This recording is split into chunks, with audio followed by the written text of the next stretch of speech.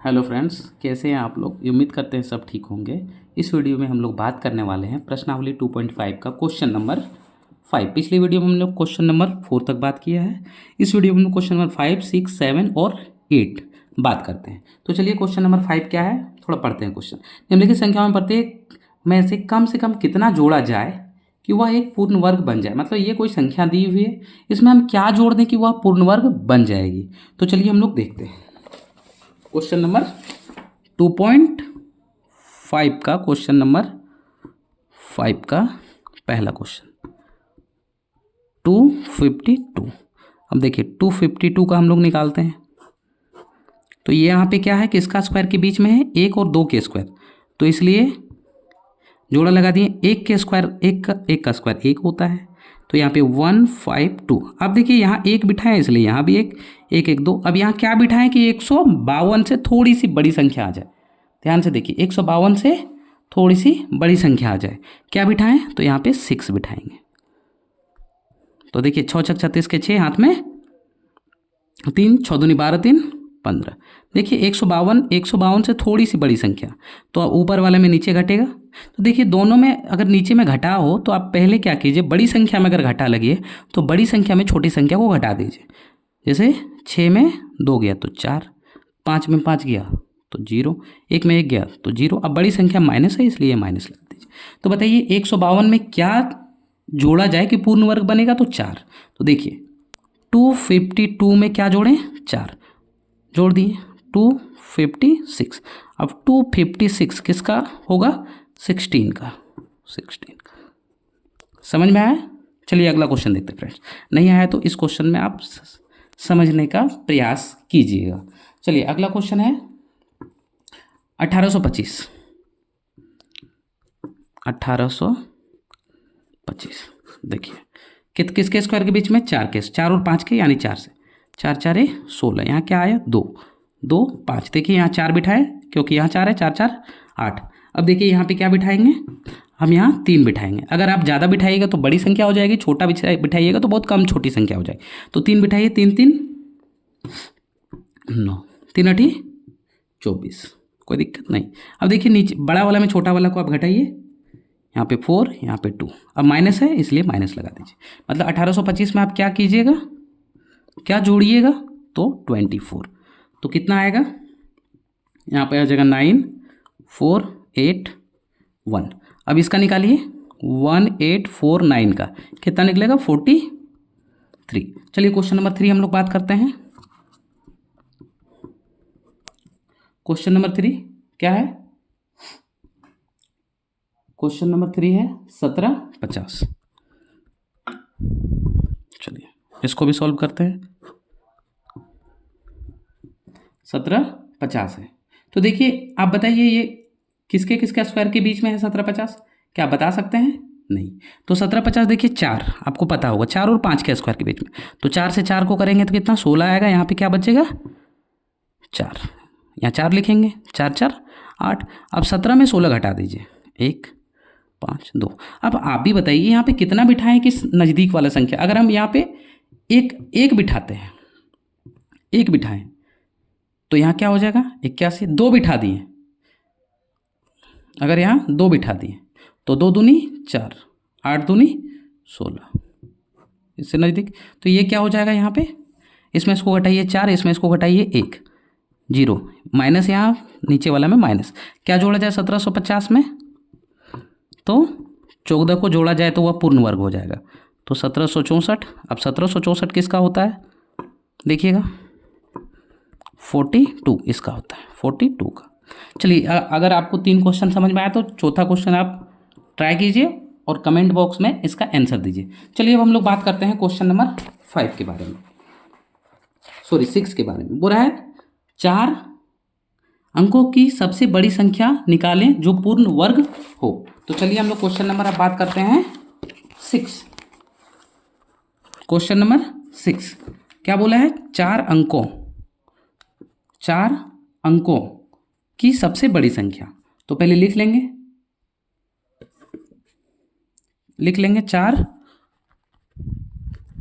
अंकों की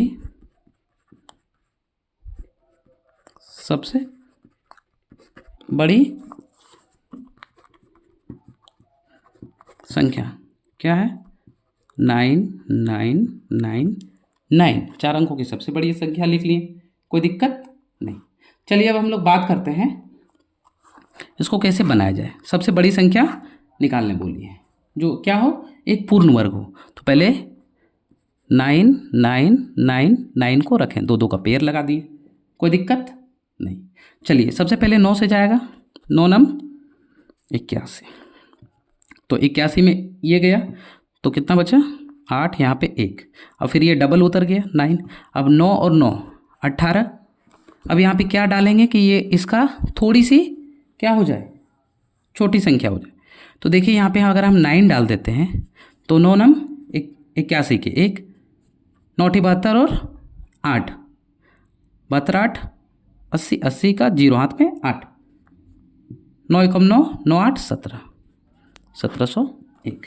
अब देखिए इसको घटाइए तो यहाँ आएगा 8, यहाँ 9, यहाँ 1, आ गया 198। तो देखिए 9 9 9 9 9 में क्या घटाया जाए? 190। अगर 8 घटा दिया जाए तो कितना बचेगा? यहाँ पे 1, यहाँ पे 0, यहाँ पे 8 और यहाँ पे 9। अब बताइए 9801 किसका पूर्ण वर्ग है? 99 का। तो यहाँ ये आंसर हो गया आपका। समझ में आया? चलिए अब क्वेश्चन नंबर हम लोग 7 बात करते हैं। बोल रहा है 6 अंकों की सबसे छोटी संख्या ज्ञात कीजिए। 6 अंकों की सबसे छोटी संख्या ज्ञात कीजिए जो एक क्या हो, एक पूर्ण वर्ग हो। तो चलिए हम लोग देखते हैं 6 अंकों की सबसे छोटी संख्या। तो देखिए 6 अंक बोला है, यानी सबसे छोटी संख्या 1 1 2 3 4 5 6, 2 2 का पेयर लगा दीजिए। ठीक है, तो सबसे पहले 3 से जाएगा, 3 तिया 9, यहाँ 1, अब डबल 0 यहाँ पे उतर गया, 3 3 3 6। अब यहाँ क्या उतारें? अगर 2 उतारें तो बड़ी हो जाएगी, 2 उतारेंगे तो क्या हो जाएगी? बड़ी। इसलिए हम क्या उतारेंगे? 1, तो 61 आएगा। अब 100 में 61 को घटाइए तो 39। अब यहाँ डबल 0 तो डबल 0 उतारिए। देखिए 1 है तो 1 जुड़ गया तो यहाँ 2 हो गया। अब इसमें क्या जोड़ें कि इसके नज़दीक आ जाए, इससे थोड़ी सी बड़ी संख्या है, मतलब 3900 से थोड़ी सी बड़ी संख्या।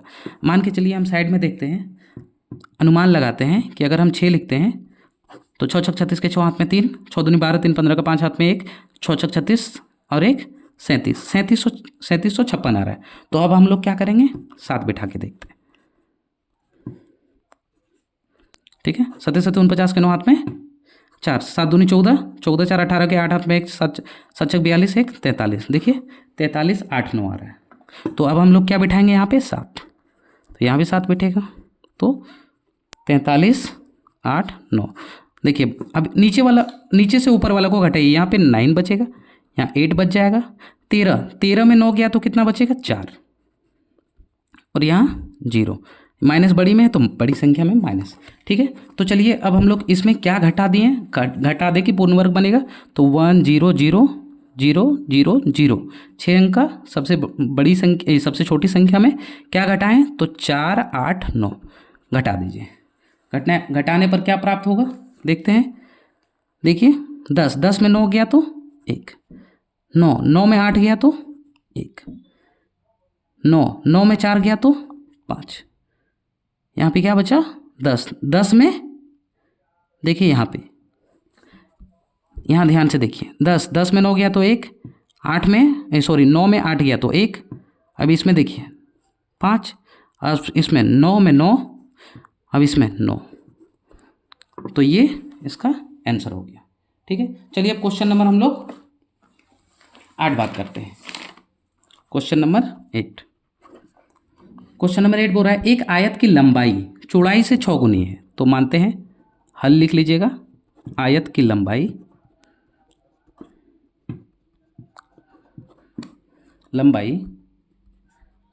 चौड़ाई से,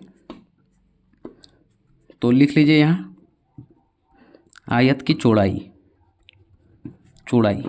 मान लीजिए x है, तो उसकी लंबाई कितना है? 6 गुनी, तो 6x, कोई दिक्कत नहीं, लिख लिए। उसके बाद बोल रहे यदि क्षेत्रफल 61 44 हो यदि क्षेत्रफल कितना हो 6144 हो, तो यहाँ हम लिखेंगे अकॉर्डिंग टू क्वेश्चन यानी प्रश्नानुसार आयत की क्षेत्रफल या आयत का क्षेत्रफल इज इक्वल टू क्या होता है, लंबाई गुने चौड़ाई। तो आयत का क्षेत्रफल कितना दिया है मेरा 6144। तो ये आयत का क्षेत्रफल क्या होता है, लंबाई गुने चौड़ाई। तो 6144 लंबाई कितना है, अगर x है 6x है तो चौड़ाई x है, यानी 6144 यानी 6x² बराबर 6144। तो ध्यान दीजिएगा x² बराबर 6144 भागा ये गुना में था, देखिए ये गुना में था, बराबर के इधर आता है तो भाग लग जाता है। तो हम इसको काटते हैं, 6 एकम 6, 6 दूनी 12, यहाँ क्या बचा 2, 6 चेहरे 24 बचा। लेकिन जब हम यहाँ दो संख्या को काटे तो यहाँ पे क्या एक दे देंगे 0। समझ में आया। तो ये कितना आ गया ऐसे, और आप ऐसे भी भाग दे के देख लीजिए, 6 को 6144, एक बार में 6 खत्म। अब यहाँ 1 नहीं जा रहा है तो यहाँ 1 0 लगाइए। अब 4, 2 बार में 12, 2 4, 6 बार में 24। समझ में आया। तो यहाँ पे क्या आ गया x² बराबर कितना आएगा 10 24। अब 10 24 किसका होता है, तो 32 का होता है।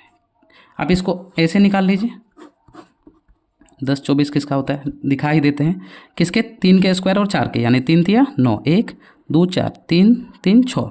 अगर हम यहाँ 2 बिठाएं तो 2 2 दूनी 4, 2 छक 12 यानी 32। समझ में आया फ्रेंड्स। अगर वीडियो आपको अच्छी लगी तो लाइक कीजिएगा, सब्सक्राइब कीजिएगा, और कहीं अगर आपको समझ में नहीं आता तो आप क्वेश्चन कीजिएगा। Thank you friends.